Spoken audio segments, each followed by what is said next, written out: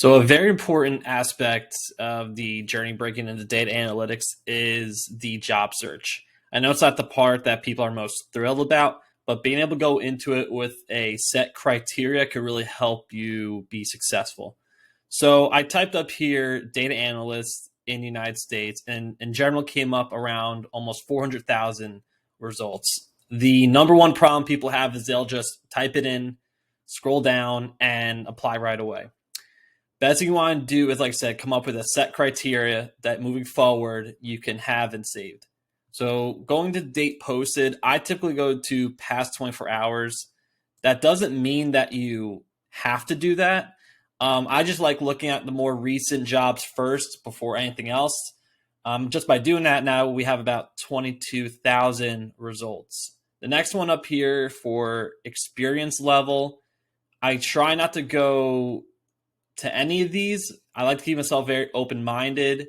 I have seen a lot of jobs that say mid senior level are actually entry level. They could be misplaced, mislabeled. We don't really know, but I really don't want to limit myself. The only thing I would do is if you're looking for an internship, definitely click that. But besides that, I like to leave this space very clean the way it is. Company, once again, this is all preference. If you have a specific company in mind you want to look for, you can add as many as you want, which I think is great if you have those specific needs. But in this case, I'm going to leave it very open-ended, leave it the way it is. Job type, same thing here. For people who are looking for contracts, I would click it right there. Internship, volunteer. I'm just going to do full-time and contract just to keep it a certain criteria. And as we see, not many of it changed. So it goes to show that even though not much change, we still want to keep it the way that is. So moving on to on-site and remote. Same thing here. It comes down to personal preference. I'm just put in remote for right there. The thing about that is, once again, if you're looking for a remote job, you want to make sure that you are really doing your research into the job description. Some of them say remote, but they're realistically hybrid. Some say hybrid, but they're borderline on-site. So you really want to make sure that you are taking a really good look into each and every listing and not just applying randomly. So just by doing those few filters, we're down to almost about 7,000 results. That's still 7,000 jobs. It's still a ton of jobs, and you can still get very confused and lost in all this. So I'm going to continue on to all filters. Another good one here actually is if you want to do easy apply, if you really want to, take 30 minutes out of your day and get as many applications out as you can, by all means, you click easy apply.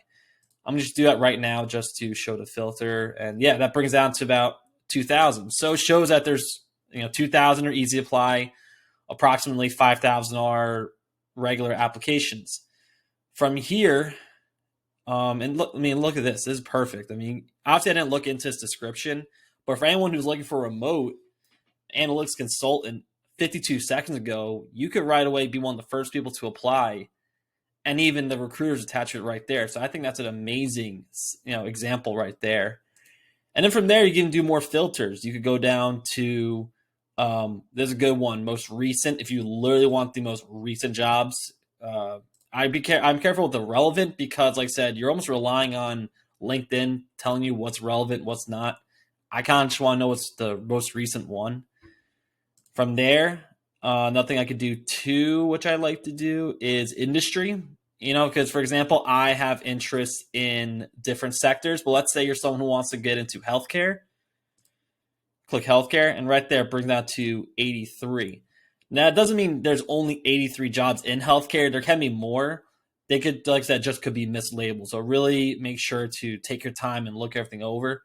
But right here, you can see, for example, all these different jobs in the last couple hours, even last hour, of different data analytic jobs that you could take a look at.